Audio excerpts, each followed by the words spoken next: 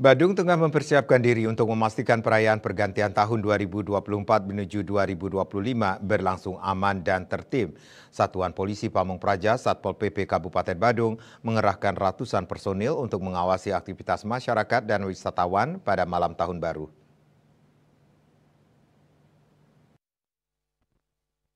Kasatpol PP Badung I Gusti Agung Ketut Suryanegara menjelaskan bahwa pihaknya bekerja sama dengan aparat kepolisian, TNI, serta berbagai perangkat daerah lainnya seperti Dinas Perhubungan, Pemadam Kebakaran, Badan Penanggulangan Bencana Daerah, dan instansi terkait. Satpol PP akan bertugas bersama di beberapa posko seperti di Terminal Mengui, depan Puspem Lapangan Tibu Beneng, Pantai Kute, dan Simpang McDonald Jimbaran. Selain itu, pihaknya juga melakukan patroli gabungan dengan TNI dan polisi. Ratusan personel yang dikerahkan tersebut disebar di seluruh kecamatan di Kabupaten Badung. Ada 4 wilayah bawah kendali operasi BKO, yaitu Kuta Selatan, Kuta, Kuta Utara, dan Mengui. Bahkan terdapat 120 personel yang bersiaga, ditambah 40 personel patroli keliling untuk memantau seluruh wilayah kabupaten.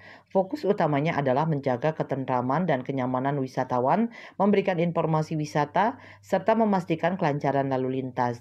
Dalam hal pengawasan kembang api, Suryanegara menyatakan pihaknya bekerja sama dengan instansi dan aparat keamanan terkait. Penggunaan kembang api diizinkan hanya dalam rentang waktu 2 jam sebelum dan sesudah pergantian tahun. Bali Post melaporkan.